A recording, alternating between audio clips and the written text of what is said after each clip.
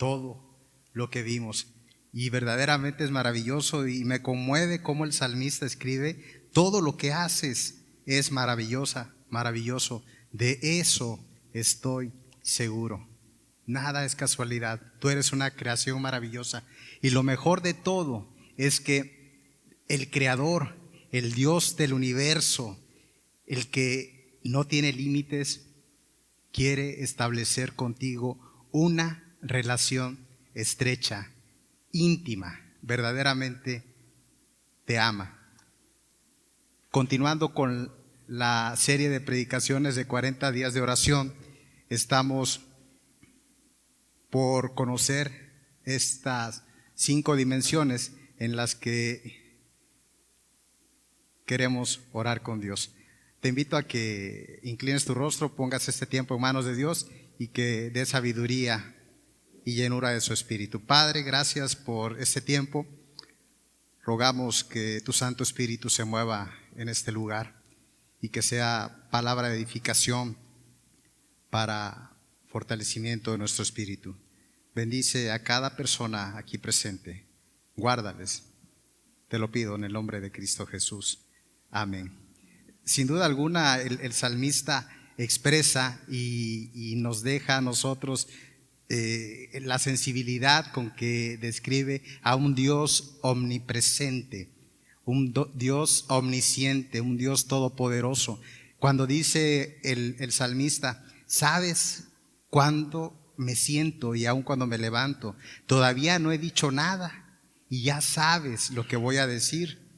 El Señor conoce perfectamente todo. Dios está presente en todas mis acciones, conoce mis pensamientos. Dios conoce desde el momento del nacimiento, aquel maravilloso momento donde fuimos concebidos, desde ahí ya, y antes te conoce hasta el día de hoy.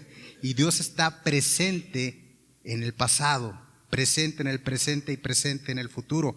Dios, de verdad, es imposible verdaderamente separarnos de Dios. Él nos conoce. Ese Dios maravilloso quiere establecer contacto contigo. Y vamos a ver que primeramente Dios es un Dios multidimensional. Mira, el cumplimiento y los frutos de la oración, de tu oración, dependerán no solo de lo que conoces acerca de la oración, sino cuánto sabes acerca de Dios. Entre más comprendas a Dios, tus oraciones van a ser mejores, van a ser más efectivas. Tus oraciones serán cumplidas y tu vida de oración será verdaderamente satisfactoria. La única condición es conocer bien a Dios. Y no se trata de aprender todo en oración, sino de conocerlo.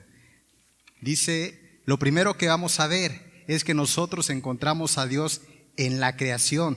Tú miras a tu alrededor y viajamos hace rato en ese video hasta los confines del universo y más allá en 2 minutos, y regresamos y entramos en nuestro cuerpo y vimos a ese Dios maravilloso creador. Y si tú sales a la calle y miras alrededor, puedes ver la creación de Dios, los mares, las montañas, los árboles, el reino animal. Todo habla y grita verdaderamente de que Dios existe en la creación. Y dice el apóstol Pablo allá en Romanos 1:20: desde la creación del mundo las cualidades invisibles de Dios, es decir, su eterno poder y su naturaleza divina, se perciben claramente a través de lo que Él creó, de modo que nadie tiene excusa. Si tú te das cuenta en la naturaleza que Dios existe, es porque Dios te lo ha revelado. Hay mucha gente todavía en la actualidad que niega y reniega de la existencia de Dios. Roguemos para que el Padre les quite esa venda de los ojos y puedan ver en Dios que existe. Sabemos que a Dios le gusta la variedad y vemos nosotros el reino animal donde hay infinidad de animales. Dios es organizado. Todos los días sale el sol y en la noche se pone. forman días, semanas, meses. Vemos estaciones del año, primavera, verano, otoño, invierno. Y siempre es así porque Dios es verdaderamente organizado. Sabemos que Dios es creativo y que le gusta la diversidad y que es todopoderoso. Cuando tiembla y se siembran la tierra, nos sentimos tan chiquitos, tan insignificantes y vemos el poder de Dios. Cuando estás dormido en la noche y nomás de repente cae un trueno, un rayo cerca de tu casa, sientes el poder de Dios, y es que Dios está presente y Él es todopoderoso. La Biblia dice que nadie tiene excusa, y vemos entonces ahí a Dios como un Dios multidimensional. Quien dice que Dios no existe es un verdadero necio. Hay algunos todavía que se atreven a asegurar de la teoría del Big Bang. Está bien, dice, me gusta la expresión que usa el pastor Rick Warren cuando dice, está bien si quieren creer que la teoría del Big Bang originó todo eso, está bien, pero antes del Big Bang tuvo que haber alguien que verdaderamente detonara esa gran explosión, y en todo caso sería Dios, que ha estado presente eternamente, siempre ha estado ahí.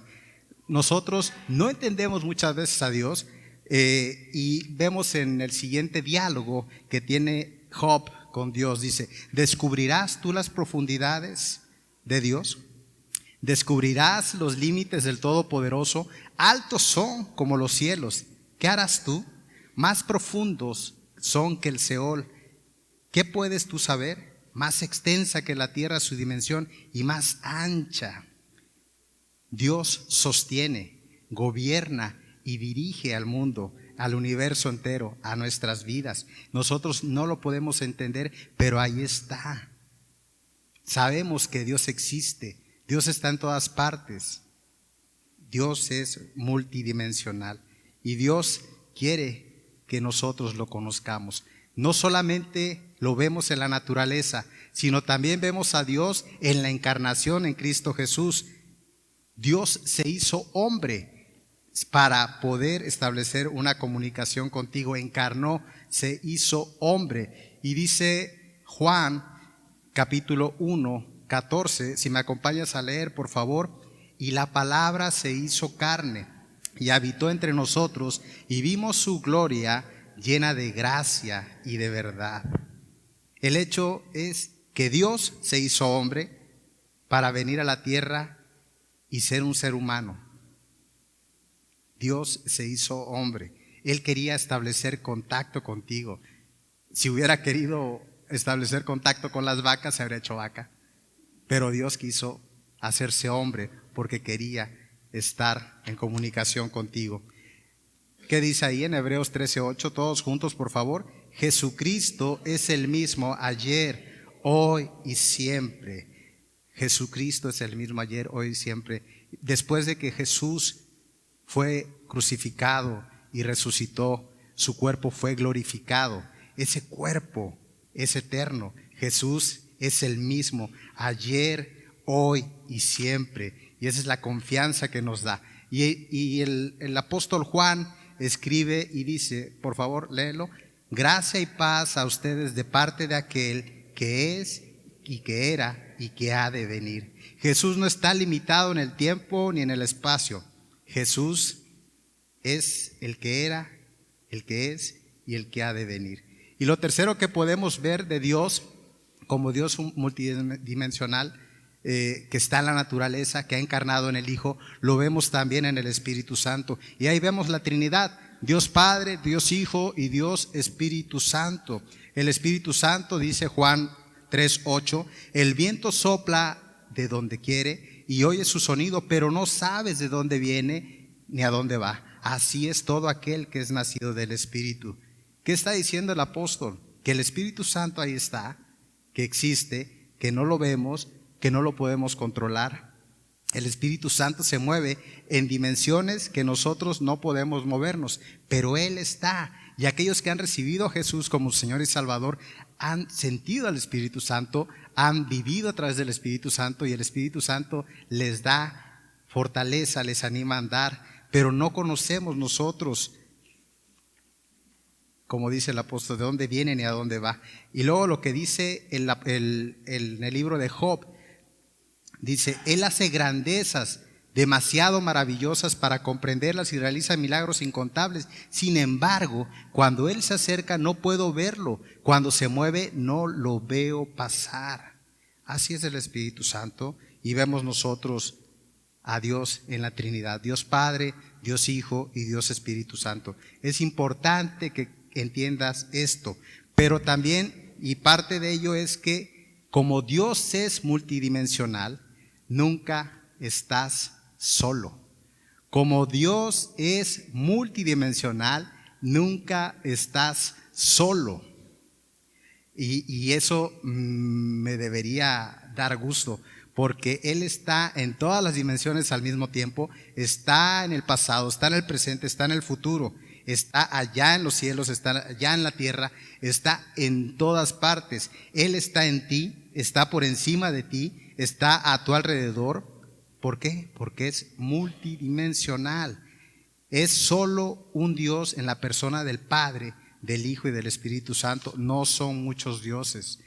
Es tal vez difícil para nuestra mente entender, pero así es. Y dice el salmista, jamás podría escaparme de tu espíritu, jamás podría huir de tu presencia. Si subo al cielo, allí estás tú. Si desciendo a la tumba, allí estás tú. Si cabalgo sobre las alas de la mañana, si habito junto a los océanos más lejanos, aún allí me guiaría tu mano. Dice, y me sostendrás tu fuerza. Podría pedirle a la oscuridad que me ocultara, pero ni siquiera en la oscuridad puedo esconderme de ti. Para ti la noche es tan brillante como el día. La oscuridad y la luz son lo mismo para ti. Si tú quisieras esconderte de Dios, no lo podrías lograr, porque Dios está en todas partes. Si vas a la oscuridad, me voy a esconder aquí, te agazapas, el Señor está ahí. Antes de que tú llegues ahí, el Señor está allí. Así que algo que debe de animarte es que Dios está siempre contigo. Nunca vas a estar solo. Ahora, ¿qué tiene que ver todo esto con la oración? Tiene que ver mucho, porque vamos a ver que Dios está en el pasado, en el presente y en el futuro. Y lo primero que quiero que veamos es que mientras oro, miro hacia atrás, hacia la cruz. Eso es importante. Mientras oro, miro hacia atrás, hacia la cruz. Dice Primera de Pedro 1, 18, 19. Dios pagó un rescate para salvarlos de la vida vacía con la preciosa sangre de Cristo, el Cordero de Dios, que no tiene pecado ni mancha. ¿Sabes tú algo sobre valor? ¿Quieres saber el valor de algo? El valor de algo es aquello que se esté dispuesto a pagar. Cuando miro hacia la cruz, miro la cruz vacía. ¿Qué es lo que estoy viendo ahí? El sacrificio precioso que hizo Jesús para salvarnos. Eso vale tu vida.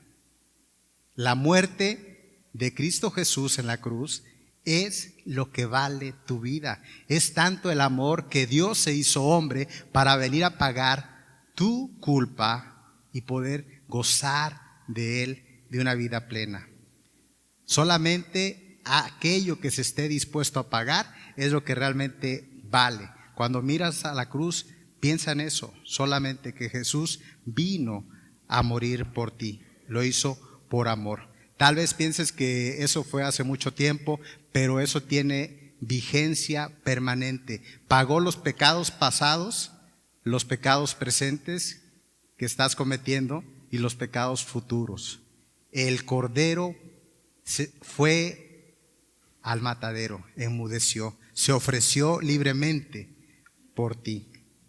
Eso es importante. Entonces, miro hacia atrás, hacia la cruz de Cristo. Lo segundo que quiero destacar es que en mi oración, lo primero es mirar hacia atrás, hacia la cruz, el sacrificio perfecto. Pero lo segundo, y sería otra dimensión, es que miro hacia arriba al rostro de mi Padre amoroso. Y es esa confianza que deberíamos de tener, que nuestro Padre es un Padre amoroso. Fíjense que durante la preparación de esto, no se encontró que en el Antiguo Testamento, tal vez haya alguien que lo sepa, pero no había que se dirigieran a Dios como Padre. Es en el Nuevo Testamento y es Jesús, el Hijo de Dios, quien nos enseña a nosotros a dirigirnos a Dios como nuestro Padre. Si estoy equivocado me lo hacen saber, pero no se encontró. Solamente Jesús nos enseña a nosotros. Y Jesús nos enseñó: cuando oren, oren así: Padre nuestro. ¿Cómo llamas a Dios en la oración? Padre. Generalmente nos dirigimos a Él como Señor, majestuoso, le damos muchos títulos, pero lo que Dios quiere es que nosotros nos dirijamos a Él como nuestro Padre.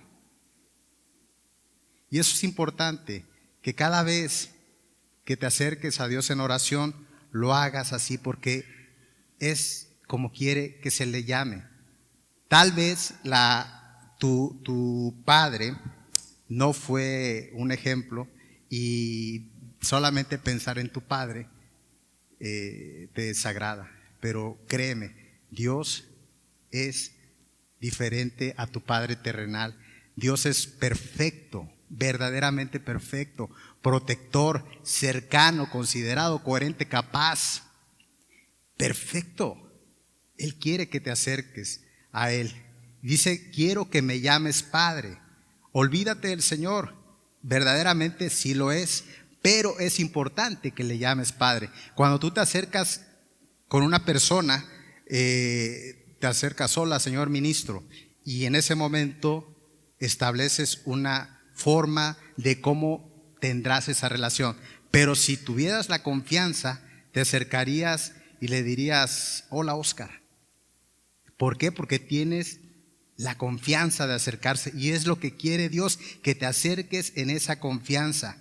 La manera que estableces, la manera en que le hablas a Dios, establece el tono de la oración, y generalmente muchos de nosotros marcamos cierta distancia. No la marquemos, acerquémonos. Él quiere que nos acerquemos.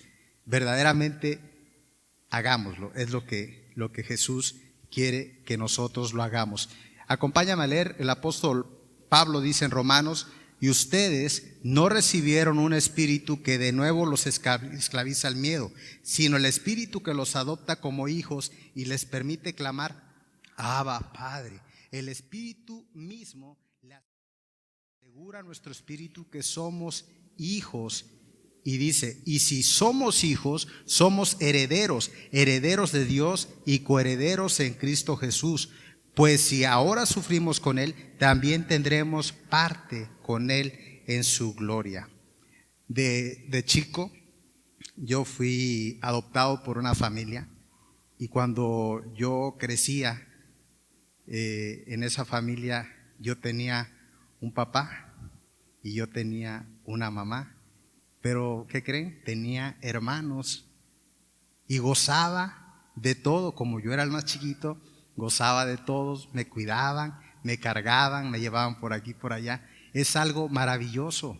Cuando tú eres adoptado por Dios, por el sacrificio perfecto que hizo Cristo Jesús en la cruz, pasas a ser parte de la familia de Dios. Y como dice aquí en el versículo anterior: y ustedes no recibieron un espíritu de nuevo que los esclaviza al miedo, sino el espíritu que los adopta como hijos y les permite clamar: Abba, Padre. Habla, Padre. Y es verdaderamente importante. El término de Abba tiene mucho que ver, porque es como decir papá, y en el Medio Oriente así lo usan. Y eso es la primer palabra que tal vez como niños aprendemos a decir: papá. Dios quiere que le llames así, papá. No que tal vez padre, pero si te acercas a Él y le dices papá, eso es verdaderamente importante. Es verdaderamente importante. Vamos a avanzar. Ahora, el Señor quiere que mi oración sea personal. Abba, Padre. Cuando nos acercamos a Dios, no lo llamamos solamente Padre, Él quiere que le digamos Abba, de verdad, y es la palabra más fácil que un niño chiquitito puede aprender. Y eso es importante, de verdad. Si te acercas a Dios y le dices, papá, ¿cómo cambiaría tu oración? Si te acercas en oración y le dices, papi, ¿podrías decirle papi? Él es tu padre. Él quiere que te acerques en confianza y le digas papi.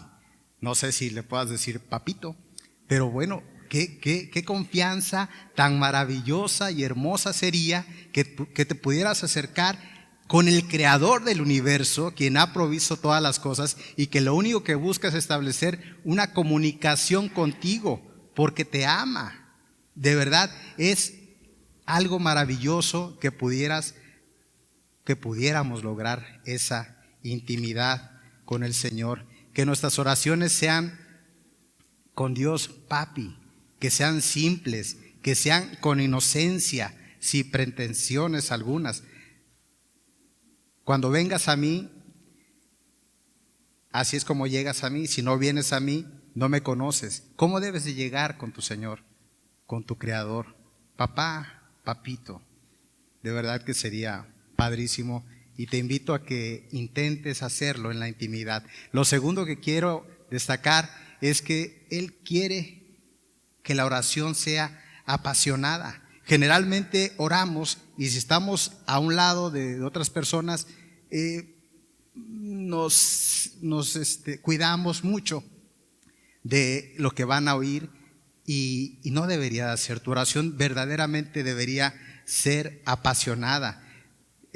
Clamar es una necesidad de decirle, y eso es hermoso, llegar y decirle, papi, ayúdame, tengo ese problema, dame consuelo, dame salida, necesito de tu orientación. Deberías intentarlo y tratar de ser emocional con Dios. Inténtalo, porque si eres emocional, no olvides que eres hecho a imagen y semejanza de Dios. Dios se enoja, Dios se frustra, Dios es celoso, Dios ama, Dios se impacienta. ¿Alguno de esas características te corresponde? Y mira, si lo sientes es porque eres hecho a imagen y semejanza de Dios y Él quiere que tu oración sea verdaderamente apasionada. Y lo tercero es que Dios quiere que ores. Y sabes que en esa oración Él mismo provee que el Espíritu Santo ore, interceda contigo. Dice Romanos 8:26, acompáñame a leerlo. El Espíritu nos ayuda en nuestra debilidad, porque no sabemos cómo orar es debido, pero el Espíritu mismo ruega a Dios por nosotros con gemidos que no pueden expresarse con palabra. El apóstol Pablo dice, no sabemos cómo orar, pero te tengo buenas noticias, porque el Espíritu Santo ora e intercede por ti con palabras que verdaderamente no pueden expresarse, con gemidos indecibles, dice ahí. La verdad es que me agrada eso, pensar. Entonces, lo primero es cuando empiezo mi oración, miro hacia atrás, hacia la cruz, al sacrificio perfecto de Cristo Jesús. Lo segundo es que miro hacia arriba al rostro de mi Padre amoroso. Y lo tercero es que miro hacia adentro a Jesús viviendo en mi interior. Si invitaste a Jesús a vivir en ti como tu Señor y Salvador, Él vive ahí. Y eso es algo verdaderamente que me alegra, pero a la vez que me ocupa muchas veces. Cuando invitas a alguien a tu casa, antes de que llegues, pones la casa verdaderamente maravillosa. Y ya que se va, pues relajas la situación. Pero saber que nuestro cuerpo es el templo del Espíritu y que Jesús mora ahí, verdaderamente me ocupa y me preocupa. Porque si no he cambiado, si sigo así viviendo como antes lo hacía, estoy contristando al Espíritu Santo. Y eso no es nada bueno. El Señor quiere que todo lo que está dentro de ti, todas las malas actitudes, los pecados secretos, las compulsiones, los recuerdos hirientes, la falta del perdón, todo eso que está en ti, lo saques, porque está Cristo viviendo en ti. Y eso no es nada bueno. Él nos prometió muchas bendiciones, pero no nos acercamos a esas bendiciones porque no queremos dejar el pecado secreto. Hay un pecado que siempre me satisface y cuando creo que nadie me dé, corro a él. Pero antes de que llegues ahí, el Señor está y sabe lo que estás pensando. Dice Pablo allá a los Corintios: examínense ustedes mismos para ver si están firmes en la fe. Pónganse a prueba. ¿No se dan cuenta de que Jesucristo está en ustedes? A menos que hayan fracasado en la prueba. Si creíste haber recibido a Jesús como tu Señor y Salvador y no hay evidencia del cambio y sigues viviendo como antes sin Él, probablemente no lo has recibido. Debe haber evidencia de que recibiste a Jesús como tu Señor y Salvador. Y te pide el apóstol que te examines y verdaderamente hacerlo. Yo creo que algunos reprobaríamos, pero es evidencia de que el Espíritu mora en nosotros cuando vamos consagrando nuestra vida y dejando el pecado atrás. Eso es importantísimo. Él conoce verdaderamente toda la mugre que está dentro y quiere que la saquemos. Entonces, lo primero, miro a la cruz. Lo segundo, miro hacia arriba, a mi Padre amoroso. Lo tercero, miro hacia adentro, donde está Jesús. Y lo cuarto, miro alrededor y le pido al Espíritu Santo que me use. Una de las oraciones más complicadas y riesgosas, comenta el autor de estos bosquejos, es que si le pides a Dios que te use, te va a usar. Y es riesgoso porque tienes que sacrificar tiempo para servir en la obra. Tal vez estés esperando pedirle a Dios que te use y estás esperando un puesto importante para poder servir. No es necesario. Cualquier cosa que hagas para darle la gloria y honra al Señor, incluso poner el café, levantar una silla, levantar un bote, una basura, si lo haces para servir al Señor, seguramente es de bendición. Dice Romanos 6:3. ¿Cómo dice? ¿Lo quieren leer, por favor?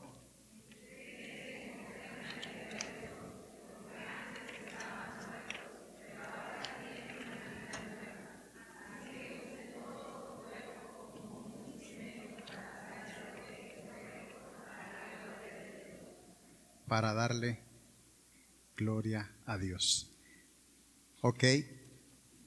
Y lo quinto, el último que debemos hacer es mirar hacia adelante, mi futuro en la fe.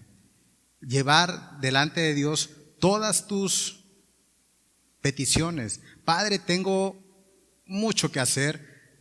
Ayúdame, dame dirección para hacerlo. Ayúdame, papito, a resolver esto. Ayúdame, de verdad, te necesito.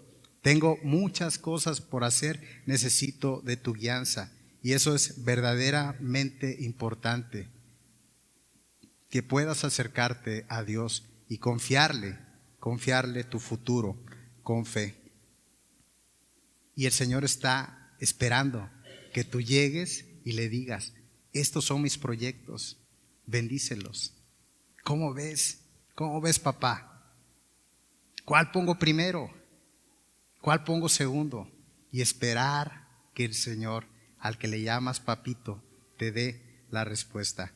De verdad, buscar la ayuda de Dios, Él lo hará. Y miren, Él nos perfeccionará. Y con esta termino.